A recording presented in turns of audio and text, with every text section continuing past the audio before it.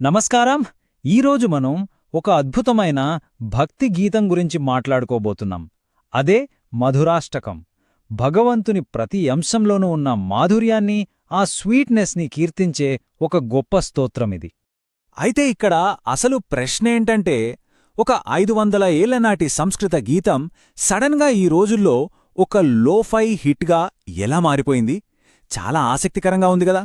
ఒక ప్రాచీన స్తోత్రానికి ఈ ఆధునిక సంగీతానికి మధ్య ఉన్న కనెక్షనేంటో రండి తెలుసుకుందాం. ముందుగా ఫస్ట్ సెక్షన్లోకి వెళ్దాం. ఒక వైరల్ లోఫై గీతం. అసలు ఈ ప్రాచీన గీతం ఈ రోజుల్లో ఇంత ట్రెండింగ్లో ఎందుకుందో అర్థం చేసుకునే ప్రయత్నం చేద్దాం. యూట్యూబ్ ఓపెన్ చేస్తే నోవా స్పిరిచువల్ ఇండియా లాంటి ఛానల్స్లో అధరం మధురం, స్లో ప్లస్ రివర్బ్ వర్షన్లు తెగ ట్రెండ్ అవుతున్నాయి. అంటే పాత భక్తి గీతాలు, భజనలు ఇప్పుడు కొత్త అవతారం ఎత్తుతున్నాయి. ఈ లోఫై, స్లో అండ్ రివర్బ్ మ్యూజిక్ స్టైల్స్తో యంగ్స్టర్స్కి కూడా బాగా కనెక్ట్ అవుతున్నాయి. చాలా ప్రశాంతంగా ఒక కొత్త అనుభూతినిస్తున్నాయి. ఇక రెండవ భాగానికి వస్తే మాధుర్యం యొక్క తత్వం. ఈ సంగీతం వెనకున్న ఫిలాసఫీ ఏంటి? ఈ గీతం మూలాల్లోకి కాస్త లోతుగా వెళ్దాం. సరే, ముందుగా మధురాష్టకమంటే ఏంటో చూద్దాం. సంస్కృతంలో దీని అర్థం చాలా సింపుల్. మాధుర్యం యొక్క అష్టకం అంటే మాధుర్యం గురించి చెప్పే 8 శ్లోకాలు. ఇది మాధుర్యానికే అధిపతి అయిన శ్రీకృష్ణుడికి అంకితం. చూడండి, చాలా స్తోత్రాలు మనల్ని రక్షించమని, మన కష్టాలు తీర్చమని కోరుకుంటాయి.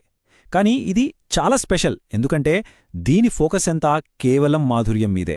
ఈ అద్భుతమైన శ్లోకాన్ని కంపోజ్ చేసింది 15వ శతాబ్దానికి చెందిన గొప్ప తత్వవేత్త, సన్యాసి వల్లభాచార్యులు.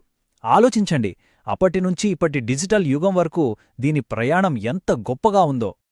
మధురాధిపతేరఖిలం మధురం. ఈ ఒక్క లైన్ ఈ మొత్తం గీతానికి గుండెలాంటిది. దీని అర్థమేంటో ఇప్పుడు చూద్దాం. దీని అనువాదం ఏంటంటే, మాధుర్యానికి అధిపతికి సంబంధించిన ప్రతీదీ మధురమే. ఇది మామూలు వాక్యం కాదు, ఇదొక రాడికల్ స్టేట్మెంట్. అంటే ఆ దైవానికి సంబంధించి ఏది తీసుకున్నా అది స్వీట్గానే ఉంటుంది. ఇప్పుడు మూడో సెక్షన్, ఆనంద యొక్క కలీడోస్కోప్. ఈ గీతాన్ని మనం ఒక ఆధ్యాత్మిక కలీడోస్కోపులా ఊహించుకోవచ్చు. దాని ఏ వైపు తిప్పి చూసినా భగవంతుడి ప్రతి కోణంలోనూ ఒకే రకమైన పరిపూర్ణమైన మాధుర్యం కనిపిస్తుంది. మరి ఆ మాధుర్యం ముందుగా భగవంతుడి భౌతిక రూపంలో ఎలా కనిపిస్తుందో చూద్దాం. ఆయన పెదవులు, ముఖం, కళ్ళు, ఆ చిరునవ్వు, ఆయన చేతులు, పాదాలు, ఇలా ప్రతి అంగం మాధుర్యంతో నిండిపోయిందని ఈ గీతం వర్ణిస్తుంది. అయితే ఈ స్వీట్నెస్ కేవలం రూపానికే ఆగిపోలేదు. ఆయన చేసే ప్రతి పనిలో, ఆయన క్యారెక్టర్లో కూడా ఇది కనిపిస్తుంది. ఆయన మాట, నడక, తినడం, నిద్రపోవడం, అంతెందుకు ఆఖరికి ఆయన చేసే దొంగతనం కూడా మధురమే అని వర్ణిస్తారు. ఎంత అద్భుతమైన పర్స్పెక్టివ్ కదా. ఓకే, ఇప్పుడు 4వ భాగానికి వద్దాం. భౌతిక ప్రపంచానికి అతీతంగా.